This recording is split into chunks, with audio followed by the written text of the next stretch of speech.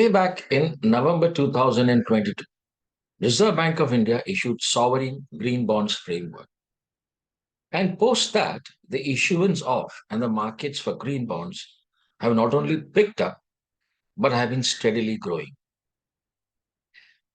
In the financial year 23, the government of India issued 16,000 crore worth of green bonds, which were lapped up by the institutional participants in the bond market.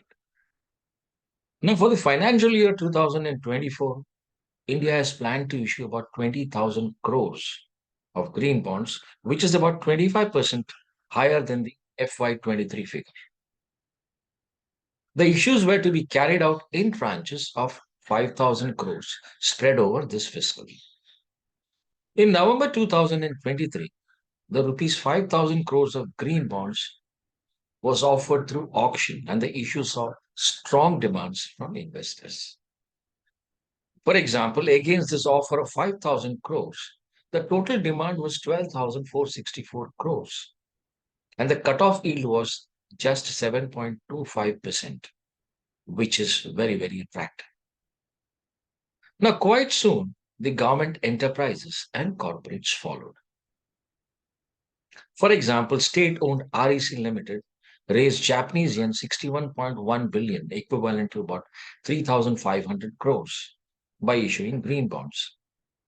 Now, proceeds from these issues were to be used to finance eligible green projects. A subsidiary of Renew Energy Global PLC is set to raise about US dollar 400 million through dollar denominated green bonds, making them the first high yield issuance from India in more than a year.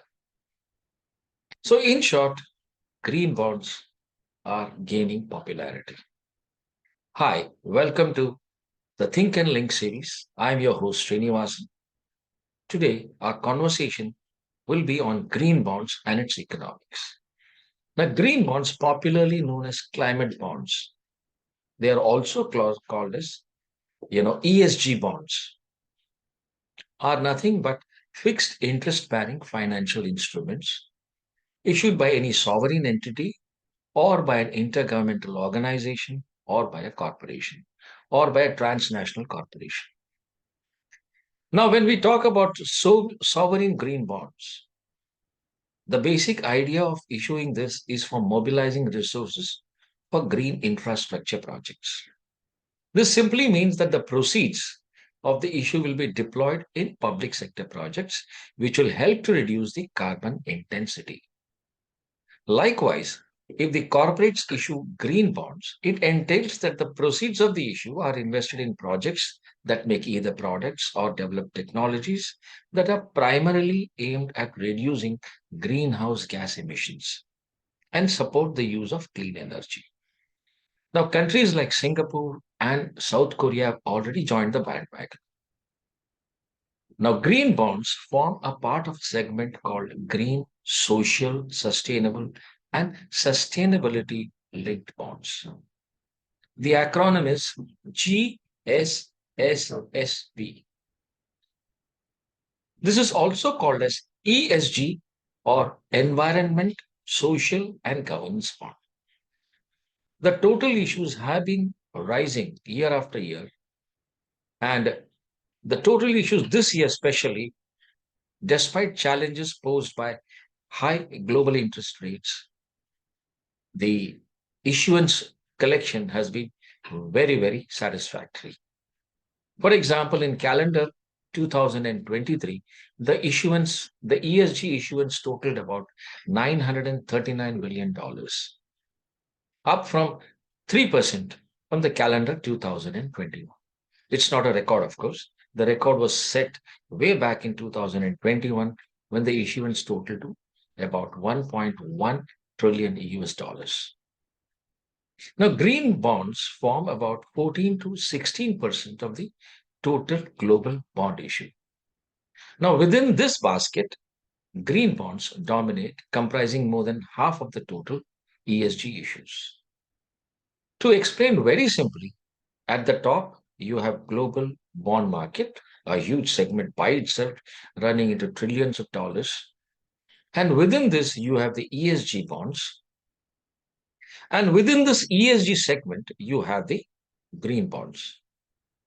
Now, given that the proceeds from such issues are utilized environmentally sustainable projects, globally such securities are issued at a premium to other bonds. Now, what do we mean by premium? It simply means that investors are comfortable accepting lower yields. For example, green bonds issued last year by the government of India saw a 6 to 7 basis point premium, which means the yield was less by 7 to 8 basis point.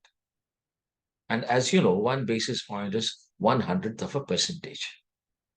Now, this yield vis-a-vis the regular government securities yield of a comparable maturity was very, very attractive. So, premium was not really for our government of India green bonds. It's not really very high if you actually go to see, because our bond market isn't very well developed.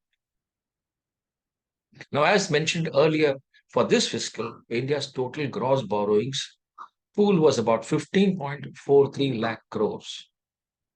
And out of this, only 20,000 crore was a green bond issue. This is hardly a drop. With more and more emphasis on climate change, climate finance, carbon credits, future could see this product becoming more and more popular, and corresponding reduction in borrowing costs both for sovereign as well as for corporates. Institutional investors have already bet big on green bonds. It's time retail investors to join the bandwagon.